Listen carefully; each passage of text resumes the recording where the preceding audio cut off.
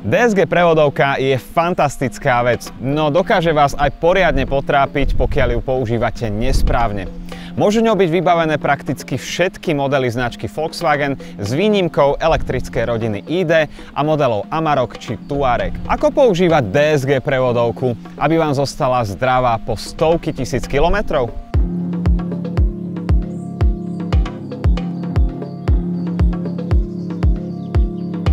Prevodovku DSG nemusíte pri státi na semaforoch alebo v zápche vyraďovať do neutrálu. Počítač to totižto spraví za vás. Všimnite si, že keď sa pomaličky kotúľate s autom, tak keď klesne rýchlosť pod určitú hranicu, počítač automaticky vyradí prevodovku do neutrálu. To isté sa deje, keď stojíte na semaforoch so stlačeným brzdovým pedálom. V tomto prípade je automaticky prevodovka vyradená do neutrálu. Ako náhle pustíte brzdový pedál, počítač zaradí jednotku a vy môžete vyraziť. Keď stojíte, stlačte brzdový pedál, aby prevodovku počítač vyradil automaticky do neutrálu. Nedovolte, aby auto napríklad a hlavne v kopci nestálo na prevodovke, ale držali ho brzdy. Keď stojíte v kopci so zaradeným D, prevodovka je pripravená na štart, ale nemá dostatok energie na to, aby sa pohla do kopca vpred. To znamená, že dochádza k treniu, respektíve prešmiku spojok a omnoho viac sa opotrebovávajú. Tým pádom navštívite servis omnoho skôr. Majte to na pamäti.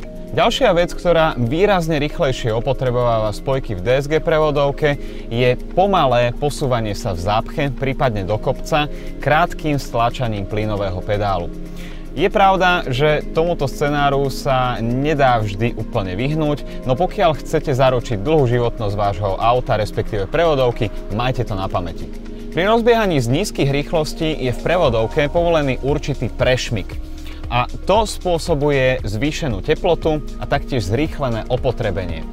Je to situácia, ktorú si môžete všimnúť vďaka mierne zvýšeným otáčkam a je to principiálne to isté, čo sa deje, keď sa rozbiehate na jednotku cez spojku pri manuálnej prevodovke. Ak to situácia dovoluje, snažte sa prudšie a kratšie rozbiehať z takých situácií, pri ktorých počítač nepotrebuje povolovať prešmik v prevodovke. Keď stojíte v zápche, stačí vám len pustiť brzdový pedál, automaticky sa zaradí jednotka a vy sa pomaličky, bezpečne posúvate vpred. Rýchly odpich z miesta je s DSG prevodovkou veľmi jednoduchá záležitosť. Stlačíte brzdový pedál až na podlahu, plynový pedál až na podlahu, pustíte brzdový pedál a auto sa rozbehne najvyššou možnou rýchlosťou vpred.